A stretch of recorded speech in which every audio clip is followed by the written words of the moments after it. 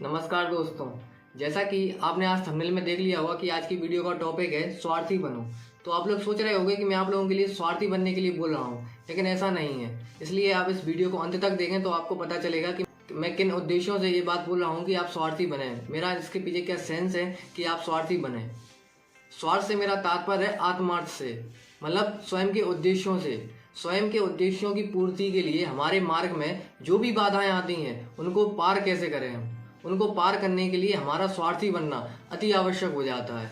स्वार्थ दो प्रकार का होता है, एक सकारात्मक स्वार्थ, एक होता है नकारात्मक स्वार्थ। तो हमें हमारे निजी जीवन में केवल सकारात्मक स्वार्थ की जरूरत होती है, ना कि नकारात्मक स्वार्थ की। अब सकारात्मक स्वार्थ क्या है और नकारात्मक स्वार्थ क्या है?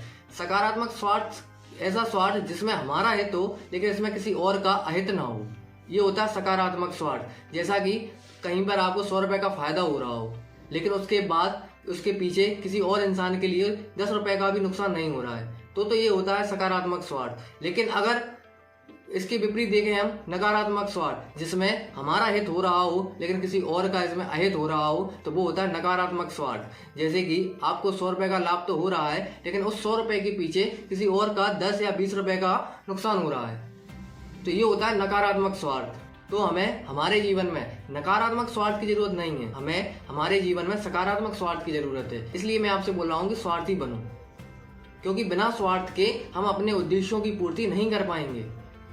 अगर हमारे अंदर सकारात्मक स्वार्थ नहीं है, अगर खुद के उद्देश्यों की पूर्ति करने के लिए जज्बा नहीं है, तो हम अपने उद्देश्यों को पूरा कर ही नहीं पाएंगे।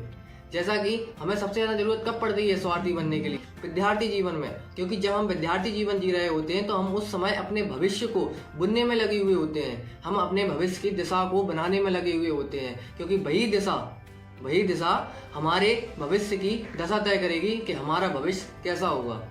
अगर हमारी दिशा ही खराब होगी तो हमारी दशा तो वैसे ही खराब होनी है। तो अगर हमें हमारी भविष्य में दशा को सुधारना है, अगर हमें हमारे लक्ष्यों को प्राप्त करना है, तो हमें स्वार्थी बनना ही पड़ेगा। बिना स्वार्थी बने हम अपनी दशा को नहीं सुधार सकते, इसलिए हमें स्वार्थी बनना पड़ेगा। जैसा कि आप लोगों ने देखा होगा, एक उदाहरण देता हूँ आपके लिए कि अगर आप पढ़ रहे हो तो उसी समय आपका एक दोस्त आता है और वो आपसे कहता है चलो अपन चाय पीने चलते हैं, और 10 मिनट में हम आ रहे हैं वापस, हम 10 मिनट में वापस आ रहे हैं। लेकिन आपने उस समय उसके साथ जाने से हाँ कर दिया, तो फिर आपका नुकसान होना तय है, क्योंकि आप उस समय पढ़ रहे होते हो। आप जितनी एकाग्रता से अगर आप पढ़ रहे हो और उसी के बाद कोई बीच में आगे आपसे कहता है कि अपन बाहर चलते हैं 10 मिनट के लिए, तो क्या उस समय आपकी एकाग्रता भंग होती है, आपका कंसंट्रेशन टूटता है, आपका कंसंट्रेशन ब्रेक होता है। इसलिए अपने कंसंट्रेशन को बनाने के लिए, अपने कंसंट्रेशन के लिए बनाए रखने के लिए हमें ज़रूरत है कि उस समय हम उस दोस्त से मना कर दें कि हम तुम्हारे साथ नहीं जा सकते।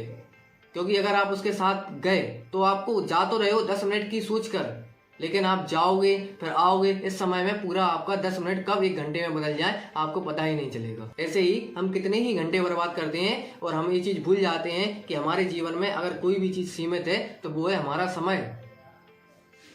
इस पर मेरी एक वीडियो भी है कि टाइम इज लिमिटेड, समय हमारा सीमित है। आप चाहें तो इस वीडियो को देख सकते हैं, डिस्क्रिप्शन में मैं इसकी लिंक भी दे दूंगा। तो हमारे जीवन में अगर कोई सीमित है तो वो है समय, और आप उसी को बर्बाद कर रहे हो, तो आप अपने लक्ष्यों को कैसे प्राप्त कर सकते हो? आपको अपने लक्ष्यों को प्राप्त करने के लिए पहले आपको स्वार्थी बनना पड़ेगा। आपको जिस समय थोड़ा थोड़ा बचाना पड़ेगा, जो आप समय बर्बाद कर रहे हैं कहीं और जाके फालतू के कामों में, तो वो समय को हमें यूटिलाइज करना पड़ेगा। हमें उस समय को छोड़ना पड़ेगा कि जहाँ पर हम जा रहे हैं वो हमारे लिए उपयोगी है या नहीं, उसमें हमारा हित है या नहीं। अगर उसमें हमारा हित है तो हमारा जाना सही है, लेकिन अगर हमारा उसमें हित नहीं है तो हमें वहां जाना बिल्कुल भी जरूरी नहीं है। इसलिए हमें उस समय उस इंसान से मना कर देना चाहिए कि मैं आपके साथ नहीं जा सकता हूँ क्योंकि मैं समय पढ़ रहा हूँ। और अगर आपने ऐसा नहीं किया तो आपके वो समय खराब हो जाएगा और आप अपनी पढ़ाई पर एकाग्रता से नहीं ध्यान लगा पाएंगे, आप कंसंट्रेशन से अपनी पढ़ाई को नहीं कर पाएंगे, क्योंकि उसी पढ़ाई से आपका फ्यूचर बनने वाला है। आपको अपने फ्यूचर को सही बनाने के लिए, अपने फ्यूचर को संभालने के लिए आपको स्वार्थी बनना ही पड़ेगा। आपको भले ही उस इंसान के लिए बुरा लग रहा हो, क्योंकि उसके बुरा लगने से उस पर इफेक्ट थोड़ी देर के लिए पड़ेगा लेकिन आप पर ज्यादा इफेक्ट पड़ जाएगा। तो आपको अपने से बचाना है, क्योंकि अगर आप नहीं गए तो उससे उसका अहित नहीं होना है। वो तो तब भी चाय पी के ही आएगा 10 मिनट में, वो तब भी घूमने ही जाएगा। लेकिन अगर आप चले गए तो आपका नुकसान होना तय है। इसलिए आपको उस समय स्वार्थी बन जाना ही बेहतर है। आप उस समय स्वार्थी ही बन जाएं कि आप इंस्टेंटली मना कर दें सामने वाले से कि मैं आपके साथ नहीं जा सकता हूँ क्योंकि मैं पढ़ रहा हूँ। मेरे सर हैं चौरसिया विजेंद्र सहज, उनका एक थॉट है, आप इसी नाम से उनका यूट्यूब चैनल भी है, उसकी भी मैं लिंक डिस्क्रिप्शन में दे दूंगा, आप चाहें तो उसको सब्सक्राइब भी कर सकते हैं। उनका थॉट है कि बारिश के गड्ढे हमें सिखाते हैं, बारिश के गड्ढे हमें सिखाते हैं कि पहले स्वयं को भरो, उसके बाद आपसे मिलने वाला हर एक व्यक्ति स्वतः आनंदित हो उठेगा। अब इस बात का क्या सेंस है? आज हम चाहते तो हैं कि हम लोगों को मोटिवेट करें, हम लोगों को प्रेरित करें, हम लोगों की मदद करें, हम गरीबों की मदद करें, हम निःशुल्क शिक्षा दें। आज हमारे मन में कई ऐसे आदर्शवादी विचार आते हैं जो हम करना चाहते हैं, जो वाकई में अच्छे होते हैं। उन सब के लिए सबसे पहले हमारा अच्छा होना सबसे ज़्यादा जरूरी है।